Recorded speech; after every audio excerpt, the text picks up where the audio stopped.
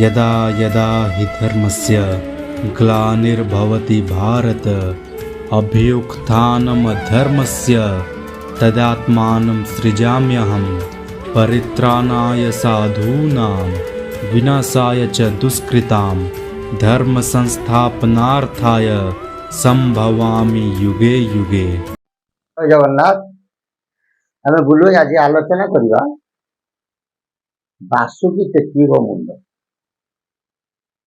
विषयटा आम आलोचना आगुरी अनेक बार कर आम भी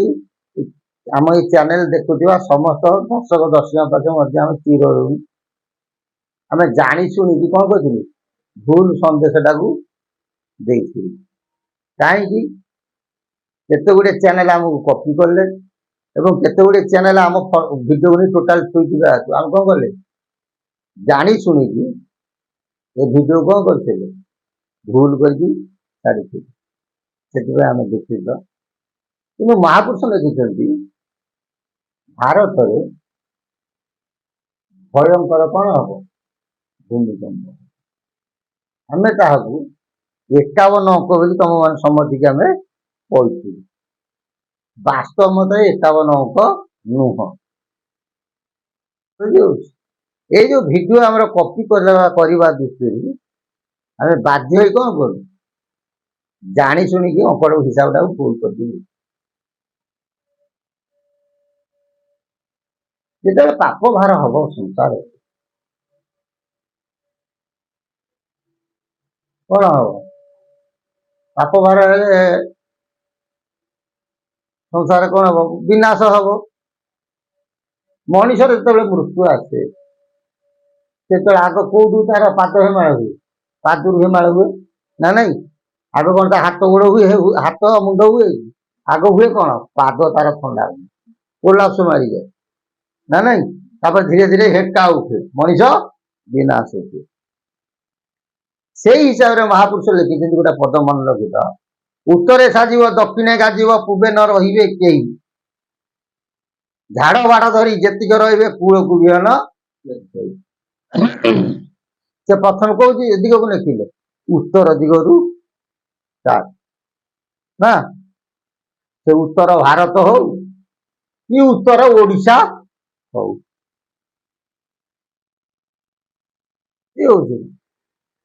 यही पटु आग लीलाटा कौन हो विनाशर लीलाटा यही पटु आरंभ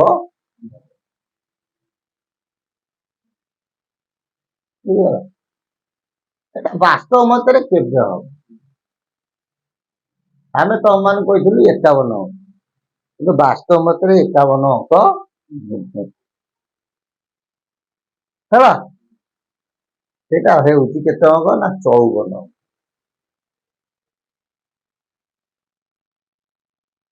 बुझी होमी महापुरुष शिवकल्प शास्त्र कथाटी मीन मास जीव मिथुन मासरे मई हेब भाराग्रस्त विंश बेनी नव समीर संजोग बासुकी जे अस्त मीन मास पड़े चैत्र मास पड़े मिथुन मासरे मई हेब भाराग्रस्त मिथुन मास मैंने कौ मास आषाढ़ मास आषाढ़ मास कौन हम भयंकर भूमिकंप हम बोली महापुरुष आमको चेतना केते अंक विंश बेनी नव समीर संजोग बासुकी जे अस्त व्यस्त विंश बोले तो केते 20 बेनी नव मान केते 29 20 29 केते हला 49 समीर बोलते मन रखिता के 5 है समीर बोलते पवन कि समीर बोलते 5 तमें महापुरुष सप्त सप्तात्मिक देख समीर हूँ 5 माने 5 पवन कौन ना ज्ञान उदान ज्ञान प्राण समान केतोटी है बुझीपार ना बुझे तेणु 49 प्लस 5 के 54 समीर संख्याटी हूँ के 5 ଏଟା କେମିତି ତମେ ଜାଣିବ ନା ସପ୍ତଶତାବ୍ଦୀଙ୍କ ଯଦି ତମେ ଦେଖିବ ସେଇଥିରେ ଏଟା ଲିପିବଦ୍ଧ ହେଇକି। ତେଣୁ 54 ଅଙ୍କରେ କଣ ହବ ଇଏ ଘଟଣା ସେ ସମୟରେ 54 ଅଙ୍କରେ ଯୋଉ ଆଷାଢ ମାସରେ ଥରେ ଭୂମିକମ୍ପ ହବ ନାହିଁ, ବାରମ୍ବାର ବାର ବାର କରି ମୁଣ୍ଡ ହଲାଇବ ସହି ନ ପାରିବ ଭାରା, ସ୍ଥାନେ ସ୍ଥାନେ ଜଳ ଉତ୍ପାତି ହୋଇବ ପ୍ରାଣୀ ହୋଇଯିବେ ସାରା। କହିଲେ ସେ ସମୟରେ ବାରମ୍ବାର କଣ ହବ ମୁଣ୍ଡ ହଲେଇବ ମାନେ ଭୂମିକମ୍ପ ହବ, ସହି ନ ପାରିବ ଭାରା। ଏଠି ପାପ ଭାରା ହଉ କିମ୍ବା ବସୁଧା ଭାରା ହଉ, ବର୍ତ୍ତମାନ ଯେତିକି ବିଲ୍ଡିଂ ହେଲାଣି ଦିନେ ଧୀରେ ବସୁମାତା ଉପରେ ପ୍ରେସର ଆସୁନି, ଆଉ କଣ ଗଛ ଅଛି? ଲୋକମାନେ ସବୁ ଗଛ କାଟିକି କଂକ୍ରିଟ ବୃକ୍ଷ ସବୁ ଜଙ୍ଗଲ ହେଇଗଲା, କିନ୍ତୁ ବସୁମାତା ଉପରେ କଣ ପ୍ରେସର ପଡୁଛି ନା ପଡୁନି? ସେ ପାପ ଭାର ହଉ କି ଓଜନ ଭାର ହଉଛି, ଯୋଉ ଭାର ହଉ ଆମର ଯଦି କିଛି ଆଏ ସେ ନାହିଁ। ହେଲେ ବାରମ୍ବାର କରି ମୁଣ୍ଡ ହଲାଇବ ସହି ନ ପାରିବ ଭାର, ବାରମ୍ବାର ଆଷାଢ ମାସରେ କଣ ହବ ଭୂମିକମ୍ପ ହବ, ସ୍ଥାନେ ସ୍ଥାନେ ଜଳ ଉତ୍ପାତ ହୋଇବ ପ୍ରାଣୀ ହୋଇଯିବେ ସାରା। ସେ ସମୟରେ ମଧ୍ୟ ଭୂମିକମ୍ପ ହେବା ସଙ୍ଗେ ସଙ୍ଗେ କଣ ହବ ସ୍ଥାନେ ସ୍ଥାନେ ଜଳ ଉତ୍ପାତ ହୋଇବ, ମାନେ ସମୁଦ୍ର ମାଡ଼ି ଯାଇପାରେ କିମ୍ବା ଜୋରରେ ମୂଷଳଧାର ବର୍ଷା ହେଇପାରେ, ଏମିତିଆ ଘଟଣା କଣ ହବ ଘଟିବ। ଯାହା ଫଳରେ କଣ ହବ ନିଜ ପ୍ରାଣ ଘେନି ସର୍ବେ ପଳାଇବେ ଚିହ୍ନା ଓ ଚିହ୍ନା ନ ବାରି, ମାତା ପିତା ସୁତ ସୁତା ନ ଲୋଡ଼ିବ ପଳାଇବେ ସ୍ଥାନ ଛାଡି। ଦେଖ କେମିତିଆ ବିପଦଟା ଆସିବ। ଗୋଟେ ପାଣି ଆଉଛି ମା ଆଉ ବାପ ସେ ପଛେ ମରିଯାଆନ୍ତୁ କିନ୍ତୁ ଛୁଆ ଗୁଡାକୁ କେମିତି ରକ୍ଷା କରିବେ ଚିନ୍ତା କର, ହଁ କି ନାହିଁ? କିନ୍ତୁ ମହାପୁରୁଷ କହୁଛନ୍ତି ତା ବିପରୀତଟା ହବ, ବିପଦ ଆସିବ ସେ ସମୟରେ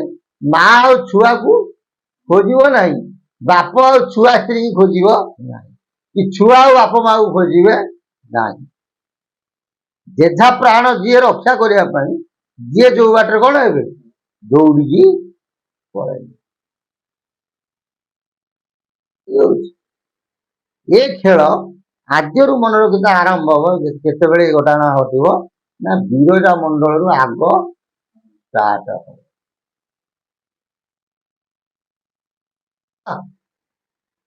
ବିରଜା ମଣ୍ଡଳରୁ ଏ ଖେଳଟି ଆଗ ଆରମ୍ଭ ହବ। 54 ଅଙ୍କ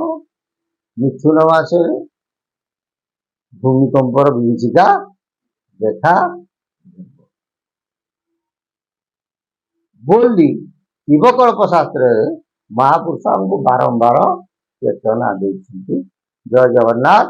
ସେ ପ୍ରଭୁଙ୍କ ସଦିଚ୍ଛା ପୂର୍ଣ୍ଣ ହଉ, ସେ ପଞ୍ଚ ମହାପୁରୁଷଙ୍କ ସଦିଚ୍ଛା ପୂର୍ଣ୍ଣ ହଉ। ବୋଲ ଆନନ୍ଦ ଗବାର